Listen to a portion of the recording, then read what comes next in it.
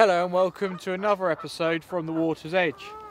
You catch up with us into the first fish of the session. We're actually at Suffolk Water Park today.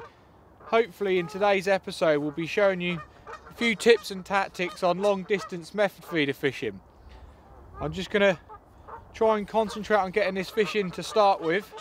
We haven't been fishing too long, and then hopefully we'll be able to show you a bit about what we're doing and the slight changes and the little things you can do to help catch fish at longer distances, because there is a couple of little things you can do. So I'll get this in and then we'll be back with you.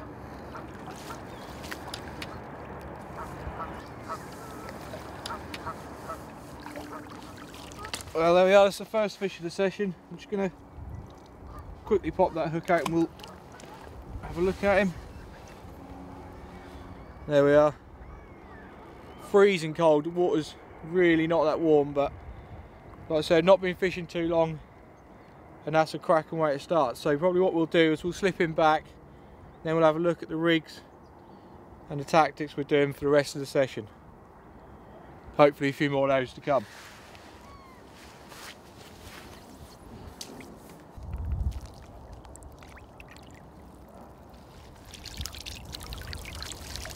Well, cracking start, he's gone away nicely, so it's probably a good time now we're out of the water just to talk you through a bit more about what we're doing. And as I sort of briefly mentioned, basically in today's episode what we're doing is relatively long range fishing. Now, I'm not talking massive distances, and if you will, I'll explain a bit more detail about what you need to do to step up a game, but it's a relatively large chuck, so we're going to call it long distance method feeding. Now, with that in mind, obviously there's a few things you need to take into consideration. The first thing is you need to have the right gear for it. So the first thing I've got is I'm a big fan of short rods, but when you're casting long distances, that's just out of the question. So I've got a 12-foot rod. The one I've gone for is actually a Daiwa Spectron, but it doesn't matter technically what rod you go for, but what you do need is you need quite a bit of power in the butt section, because you need to be able to punch it out there for the big cast. So whatever rod you decide to do, just make sure that it's relatively, well, it needs to be really 12 foot, 13 for even longer distances, but it needs to have quite a bit of grunt in the butt section, as we would say. Again, you need to match your reel with that. The reel I've got is an Excella 4000, really quite a big spool, and make sure, really important, you fill your line right to the top of that spool. That cuts your casting down to big style if you've not got your line right to the full of your brim of your reel. And again, if you're casting even further and it was really big distance like the England feeder team do, they even use like mini big pit reels for carp fishing and 13-foot rods. So that's how you'd step up again if you're going to go even further. But for what we're doing, 12-foot rods, 4,000 reels, make sure your line's fully loaded. That's pretty much all you need to do. On the line, I've got 6-pound main line. I don't really want to go heavier because it cuts down your cast, and again, you don't want to go lighter because you actually need to have security there. If when you're punching it, you're not going to crack off and leave hooks in the lake. So that should all balance nicely. We'll have a little look now about the actual rig. I mean, I've fished a few times now on camera on the method feeder, and if you haven't seen them, obviously please go and check those out as well. But basically, I've changed all the time now I fish this style. So I've got a flying back on here, and all that does is keep this sort of last 3 or 4 foot tight to the lake bed. As you cast out, that's going to fly back, so this whole bit up to the method feeder should be lying flat on the bottom. If you were going to really cast, you'd probably have to take those off because they do cut your cast down ever so slightly. So if you can get away with it, use them. If you're casting mega distances, you may have to take them away. Next we come on to the feeder. I've gone for the Drennan inline feeders, switched away from the elastic feeders that I used to fish 2 or 3 years ago. Cast really well. Now, another thing to mention is I've gone for 35 grams today. You could go 45 if you're really punching it, but definitely you want 35 grams to get some distance out there. So once you load that with bait, you've got enough weight to really get out to the distances you need. You don't want to be using 20, 25 grams. It will cut down your cast too much. And then you've got a short hook link onto a Guru QM1 hooks. Brilliant change. Probably only last season I changed these, and since then, I've said it since I've used them, I've lost next to no fish. So when you're cranking fish back big distances, make sure you've got a hook you trust and it's not going to cause hook pulls cranking fish back a long way. So that's the gear and the tackle. Pretty straightforward, there's nothing complicated about that, and I'm sure most of you fish exactly like that as well. So as long as the rods, the reels and the sort of bit of end tackle we just shown you, there's a little bit you do with your bait as well, just to make sure when you're putting it out there that's going to stay on. Now normally method feeder fishing, if you're chucking relatively short, it's not too much of an issue. As long as it stays on the method, it's not too bad. But when you're really punching it, you need to make sure you've got a sticky mix. So what I do is, I love fishing pellet and grabber on the method feeder. I think it holds so much better than just fishing one particular type. So what I've done with these, I've wetted some micro pellets down, 2 minutes, let them stand for 40 minutes and then they're ready to squeeze on. Now they would be good on their own, but to make them even stickier, what I've included is 2 different stick mixes and pellet syrup, these are really sticky liquids. You'll notice when you put these on that they're like almost like glue, and they really bind those pellets together. And you can also use stuff like Sticky Mag or Horlicks from a supermarket, works just as well. But what you need to do is you need to make this mix really stick, so when it hits the water at big distances, it's a lot of impact, and basically you need to make sure that stays on. And to help that even a little bit more, I just added some ground bait. It was actually some method mix, because method mix really stays on well, really heavy. And all that does is it fills the little holes in between the pellets. Now you might think I'm sounding crazy, but if I sort of show you here, I'm not going to bait it properly, but if you put some pellets in, now if you look in between there, in between all the 2mm pellets and that, there's tiny little gaps. Now that does stay on well, but if I now push it in my mix that I've got that I'm actually fishing with, them gaps are now completely fillable ground bait. So what you're doing is you're really making that tight, solid, compact ball, and it helps an awful lot with keeping the method mix on when you cast some big distances. So there's a few changes there that you've got with the rigs, and the rods definitely you need to change from the small rods that you're probably used to seeing me fishing, but also the bait you're putting on the method feeder as well. Now the last thing I want to mention, and for me probably one of the most important things to do while method fishing, emphasised even more when you fish at long range. Now it's good practice to get into this whatever range you're fishing, but if I'll try and demonstrate what I mean, is how your method feeder hits the water. Now I'm not sure if this demonstration will show you what I'm talking about, but you need to make sure when your method hits the bottom, it actually connects with either yourself stopping it or connects with your line clip.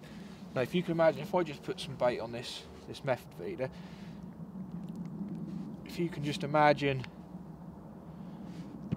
that method mix there sitting on there, if you're casting that in and you hit your clip or your line clip, or you stop it before it hits the water, that method hits the water and drops like that. So the actual base of your method feeder is what plops and makes it really nice plop in the water. Where if you're not hitting a clip, or you don't stop it just to hit it, sort of aeroplanes in, you know, this is the water, your bait hits that, it will eject off the back, and your method feeder goes flying past your bait. So that's causing 2 issues there. The first one is, time your method feeder gets to the bottom, you've got no bait left on it, because it will hit the water at a massive impact, bait comes off and it just shoots past it. But then you've also got a pile of bait sitting on your main line, which again, fish come along that, feeding against your line, they're going to be spooking off it. So for me, that is probably the biggest change, especially for really long distances. As I said, try and just incorporate it into all your method fishing. If you can get into the routine of it, it's much better. It's very, very hard for me to demonstrate on camera what I mean, but when you get out there and use it, it makes a completely different noise when the method hits. If you just feather it in, hit a clip or stop at your line, it just sort of goes plop, and it makes a really nice plop rather than a crash and everything going in a big mess. So that's one thing to really pay attention to in how you're putting your bait in and how you're putting your actual method hitting the water. So all I'm going to do is bait this up, and last of all on here I've got a lovely little selection of different coloured baits and pellets, and I've got yellows, pinks, whites, reds, and especially this time of year in winter. Now we didn't particularly pick long range method feeding in winter, it's just the fact that we wanted to come out and do a video and it happens to be this time of year. So It would be the same if it was in summer, but especially in winter it's very important to keep a load of different hook bait changes. So that's always with me wherever I go, just in case I need to change colours, sizes, flavours and all sorts of things like that, because it is hard to keep fish coming, especially in winter months. So I think on this one I'm just going to go for a pink and then just give it a good squeeze in the mould, and I'll give it an extra squeeze as well before I cast it out. Slide that back down and then I'm going to go out there. So now it's just a case of picking where you're going on the fire marker. I'm not clipped up because I want to be moving about trying to find the fish. They're not going to be all wanting loads and loads of baits on the head. I wouldn't have thought this time of year. So I'm going to be moving all the time. So it's actually, for me, I'm going to be stopping the method rather than the line clip. So that's just what I was talking about earlier. Your finger's almost going to become the line clip. So it's a relatively good punch out. Stop it and you hear that nice plop in the method feed. You probably won't pick it up on camera, the plop, but like I said, get out there and test it and don't crash your method in. Make sure it makes that nice plop as it hits the water. So then all I'm going to do is sink the line. Take a bit of care of this. You don't want to move it once it's actually hit. And then that's going to go on the rod rest. So for this time of year, I'm probably going to be casting every 20 minutes to half an hour. Really not going to be looking to put a huge bag of fish together. You're just trying to get the odd bite from a fish that's happy to maybe pick something up. And that's just, the method's great for it. Tiny little pile, bright hook bait, and hopefully that'll all be sitting there waiting for the next one to come along. So that's going to be me for a while. Sit back, keep my hands warm, and see if we can get another bite.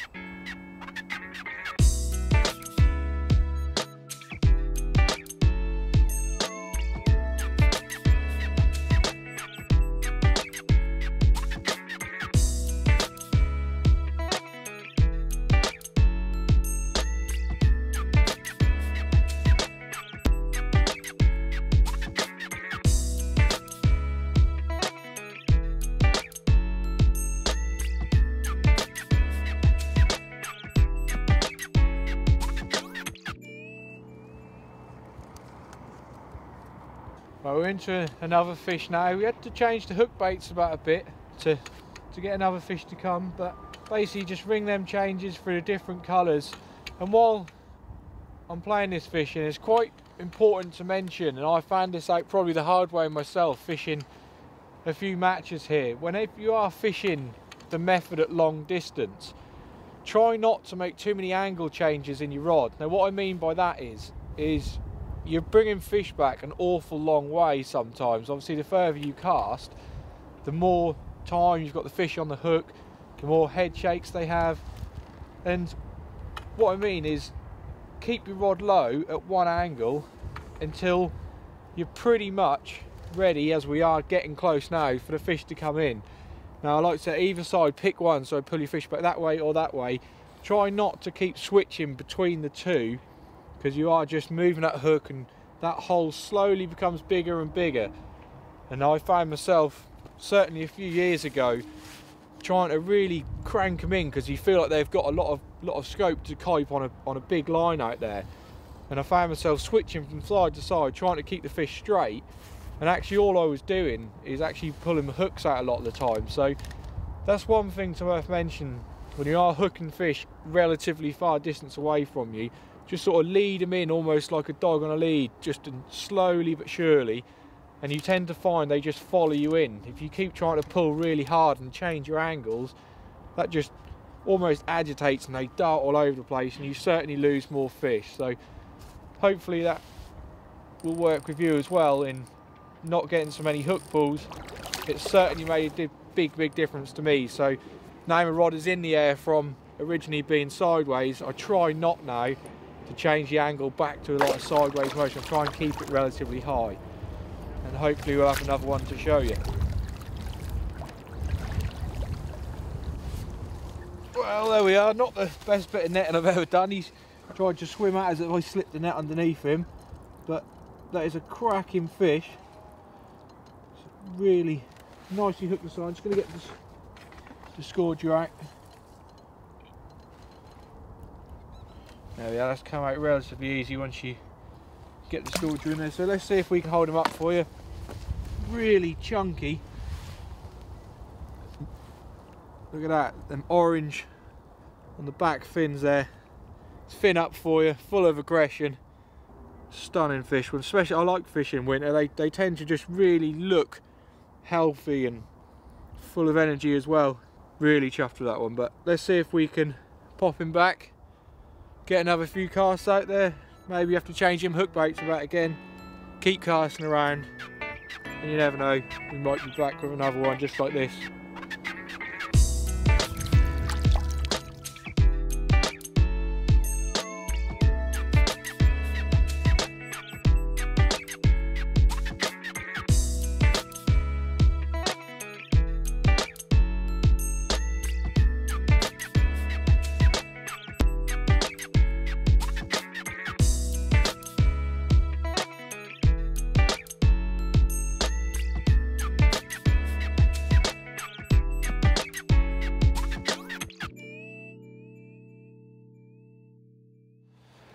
Well, I've slowly packed all the gear away now, and to be honest with you, it's been a relatively tough day, although enjoyable. We've put a couple of nice carp on camera. We've had a steady run of skimmers as well throughout the session. Just out of the blue you'd get one of those, and I suppose that's what winter fishing's about. It's just coming out and making the most of what you can catch when you can catch them. But I hope today mostly is showing you extra little tips and methods to how to get the best out of your long distance fishing, and the stuff you need to do to your bait, your tackle, and all bits and pieces like that. But it's been enjoyable for me. I'm absolutely frozen now, I must say, so I'm going to go head home and get warm. But as always, I'd like to thank you for watching, and we'll see you again on the next one.